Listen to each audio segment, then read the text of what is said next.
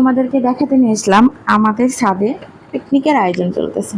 তো hello everyone, আসসালামু আলাইকুম। সবাই কেমন আছো? আশা করি অনেক ভালো আছো। আলহামদুলিল্লাহ, আমিও অনেক ভালো আছি। তো এখানে দেখতেই পাচ্ছ, এখানে চুলোতে গরম পানি দেওয়া হয়েছে।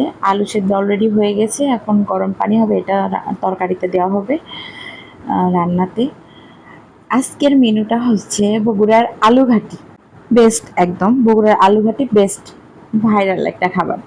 তো এখানে সব দাদিরা পেঁয়াজ কাটতেছে, আলু ছিলতেছে। এখানে আমার দাদিও আছে, আন্টিও আছে, সম্পর্কে তারা হয়।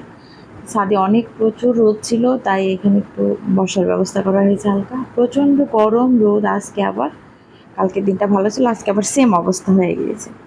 তো এখানে দাদি আমাকে বলতেছিল শুধু পিছনেই ভিডিও করবি, সামনে যা, সামনে থেকে ভিডিও কর।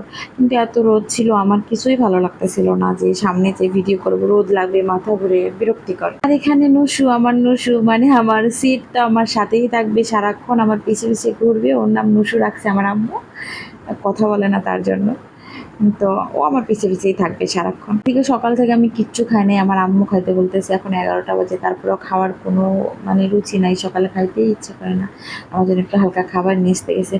আর সিট তো খাবেই আমার সাথে, ওকে সারাদিনে যতবার খাইতে দিবেন সে ততই খাবে, মাশাল্লাহ তার মুখে রুচি আছে অনেক। তো এই আর কি, আরও লোকজন আসতেছে, রান্না দুপুরের খাওয়া হবে আমাদের এটা।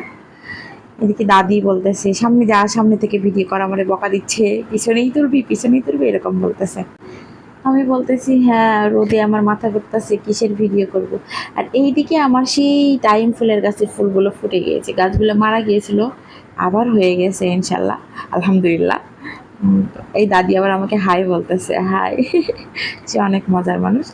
এদিকে আলুগুলো ছিলছে, এগুলো দিয়ে আলু ঘাটি হবে মাংস দিয়ে, বগুড়ার আলু ঘাটি বেস্ট। তো এখানেই বাই।